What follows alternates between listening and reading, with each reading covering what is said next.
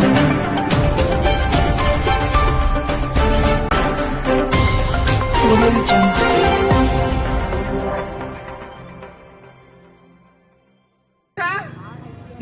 మోదీ గారి యొక్క నాయకత్వాన్ని, భారతీయ జనతా పార్టీని ఈ దేశంలో ఇంకా బలోపేతం చేసి భారతదేశాన్ని అభివృద్ధి పదంలో నిలబెట్టడానికి మీ అందరూ కూడా నరేంద్ర మోదీ గారి ఎంబడి, భారతీయ జనతా పార్టీ ఎంబడి ఉన్నామని ఈ సభ్యత్వాన్ని పెద్ద ఎత్తున చేర్చి మీరందరూ కూడా తెలపాలని చెప్పి మనందరినీ ఈ సందర్భంగా కోరుతా ఉన్నా. భారతదేశాన్ని ఈరోజు ప్రపంచ దేశాల్లోనే అభివృద్ధి చెందినటువంటి దేశంగా 2047 కల్లా, అంటే మన స్వతంత్రం వచ్చి 100 ఏళ్లు పూర్తవుతుంది 2047కి, అంటే ఇంకా 23 సంవత్సరాలకి. ఆనాటి కల్లా మన భారతదేశంలో ఎక్కడ కూడా బీదరికం ఉండకూడదు,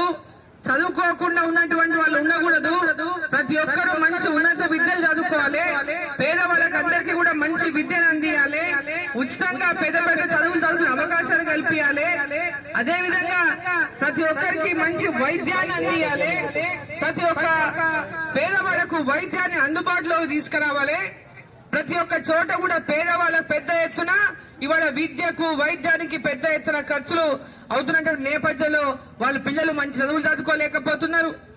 ఆసుపత్రులకు వెళ్లి లక్షలు గుమ్మరించి ఆరోగ్యంలో ఆస్తులు అమ్ముకొని ఈరోజు అనేకమైనటువంటి ఇబ్బందుల పాలవుతున్నారు. కాబట్టి విద్య, వైద్యం విషయంలో పెద్ద ఎత్తున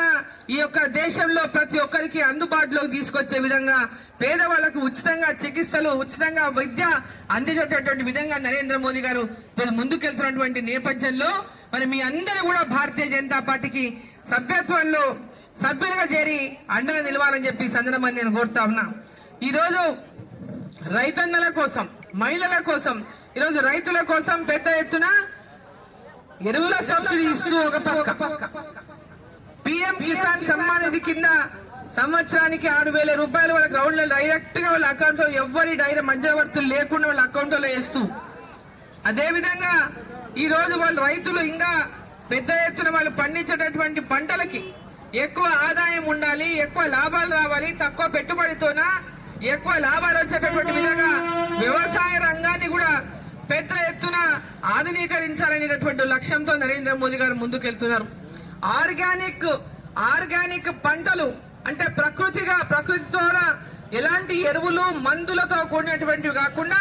మంచి నాణ్యమైనటువంటి మన యొక్క సహజమైనటువంటి ఎరువుల ద్వారానే మన యొక్క పంటలు పండించుకోవడం కానీ, లేదా కూరగాయలు పండించుకోవడం కానీ, తోటలు పండించుకోవడం కానీ, దాని ద్వారా వాటి ధరలు మామూలు కంటే కూడా డబల్ కంటే ఎక్కువ ఉండేటటువంటి